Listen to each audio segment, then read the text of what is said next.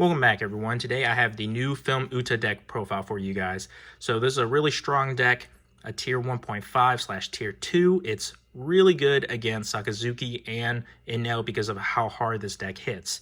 So today's video will be breaking it up into the discussion about the event choices, the film package, as well as the non-film cards that we do play. So let's get right into it. If you don't know what the leader does, for 1 Dawn attached when attacking once per turn. That once per turn does matter because we do have an event that restands your leader and you can only use the effect to +1 once per turn. So reveal the 1 card from the top of your deck and add up to 1 film type card to your hand. This deck is 84% film, so you are more likely to add that card to hand than not. And because we do get those early +1, you shouldn't be afraid to drop some 1Ks to block the early, easy, weak attacks. Because we do not have a lot of shield in this deck, you really need to be able to tank the later hits. So, now, they did give us the most important events in the starter deck, with the exception of one, and that is Where the Wind Blows. It's sitting at like $60 on TCG Player. The distribution for these promos were really messed up, and we're not going to get a restock of them until the end of March, and by then we'll have and be playing with set 6. So if you don't know Where the Wind Blows, it's 2 cost event main. If your leader is UTA, set all of your film type character as active at the end of the turn. Basically a Bartolomeo for the whole board. So I would prefer to play that card over the 2 cost Bartolomeo. The only difference is Bartolomeo is a body on board. Not that you're really going to be using it to attack, but he is also a 1K counter. While we already have a lot of cards in this deck that doesn't have counter, that 1K might actually seem really nice. So we'll just talk about the events that we did get though. So for New Genesis, the best searcher in the game so far, right? 1 cost. If your leader is UTA, look at the top 3 cards from your deck, reveal 1 film type card, so it can be other event cards. It's not limited to just film type characters, and add it to hand. Then place the rest of the bottom and then set up to 1 of your Dawn cards at active. Basically, this is free. The only time it would matter is if you 10 drop Dofy immediately, then you can't activate this, but you can activate this first before you 10 drop. So it doesn't matter when you activate this. You can activate it on turn 1 if you want to, because it is free. It doesn't matter if you activate it later. I would recommend activating it early, just in case your opponent does get more attacks off than you expected, and then this way you did go ahead and grab a card to block with. Next, we have 3 Backlights. This card is really good because you have 2 choices for effects. Rest up to 1 of your opponent's character with a cost of 5 or less, which covers every blocker you're likely to see, right? You're against purple matchups, they're 5 cost Kid, 5 cost Queen. Against black, you will rest their Sabo, their Rebecca, and their Borsalino. Against, what's the other one? Inel. Inel has Sanji, so you are going to rest every blocker that you're going to see. And then if against a more aggressive player and they have their board hitting you pretty hard with a 5 cost vanillas are 7Ks, and if they hit you with even with 4 costs and stuff, and you don't really have a lot of counter in this deck, you want to go ahead and take care of the problem. So once they attack you once with it, you can KO it. So as long as KO up to 1 of your opponent's rested characters with a cost of 5 or less. I would not recommend activating 1 to rest and then activating another to KO. Seems like a lot to kill a card. So you really do want to manage your resources better than that. Next, I do play 4 I'm Invincible. The reason I like to play 4 is because this is essentially a better version of the Kid film deck. And in Kid, you usually use the leader effect once, maybe twice a game. So this really is your finisher card. So you want to hold 1 or 2 in your hand at the end of the when you go for your kill. But the reason I play 4 is because the current meta where we have Inel and especially Sakazuki, where all they are going to do is to wipe your board.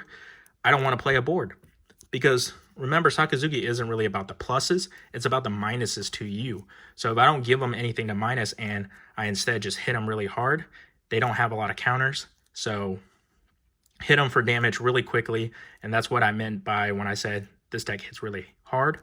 and fast. So this forces them to start playing their blockers earlier than they want to. And I just really love this card. All right, so next we get into the film package. This is your only searchable 2K. So we do play 4 Tony Chopper. This is the only 2K film green that we do have. So that is it. I don't play it out because it's a waste of a 2K that is very limited in this deck. 4 Trafalgar Law. I do like this card. This card is in here because I do like going second. It's a good bait against Sakazuki to see if they got the Hound Blaze, because they don't really want to use it on this. So you can keep it out and then manage your resources for later. So essentially, for example, I like to go second, you know, open up one of these or a Nami or a new Genesis, and I play this out first. Then if they don't Hound Blaze it next turn, I know it'll be safer to play the Nami or use less resources to play the Nami. So turn 2, where you go to 4 Dawn, you attach 2 to your leader, making it a 7k attack, which is a solid number against anything other than Whitebeard and Red Purple Luffy. Then you have 2 Dawn left. You pay 1 to bounce this back, play the Nami, pay 1 to use the Nami effect to plus. So really good for the resource management. It's all about the timing of the resources for that card. Next, of course, we have the most expensive piece in my version right now. It's like 25 bucks a piece right now. I'm glad I had these early. And she is for all your pluses because she is both on play and when attacking. Pay 1, look at 3 cards from the top of your deck, reveal up to 1 film type card other than herself, and then add it to your hand, then place the rest of them on the bottom of your deck. This card is really to fill up your board or fill up your hand so you can spam out your board and, you know, sometimes search for the event cards that you're missing. It's just really nice pluses. So this is a definite must-have at 4 copies. Next, we play 4 Vanilla Usops. Only reason I play this is because it's a 3 cost, and there is a lack of 3 cost to really spam with Brook. We need more targets that are actually decent for Brook to play out. Next, we have 4 the new UTA blocker. So end of your turn, you may trash 1 event card from your hand, set up to 1 of your film type character as active. I do like this. So a lot of times I do play the 7 cost blocker Luffy to play a Brook to play into this, just to set up 2 blockers in that same turn, which is really nice. And then if you already have this out or you attack with like your Luffy or any other characters that you don't want to be rested and then in turn, so your opponent can't really just hit into it, or you know, you use the blocker and then you can pitch an event to restand the blocker so you can still use it as a blocker. So that's what's really nice. So it's optional. It's all about the timing and your opponent's board. Next, we get into the 4 Brooks. On play, play 1 film or Straw Hat type character with a cost of 3 or less to your hand. And it's just for the spamming. You can spam it out early. I really wouldn't recommend it if you're playing against a heavy removal deck. Like I said, I would prefer to hold it in hand and then play it later if I need to. We got 3 more vanillas. We got a Roro Zora.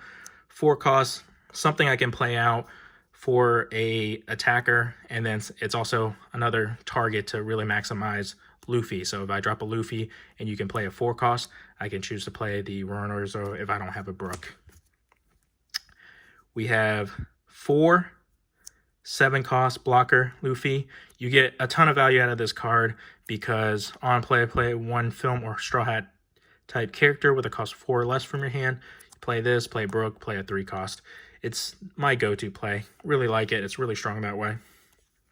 But if we really just need the blocker out, I can drop this, play the Roro Zoro. All right, and then finally, we get into our non-film cards.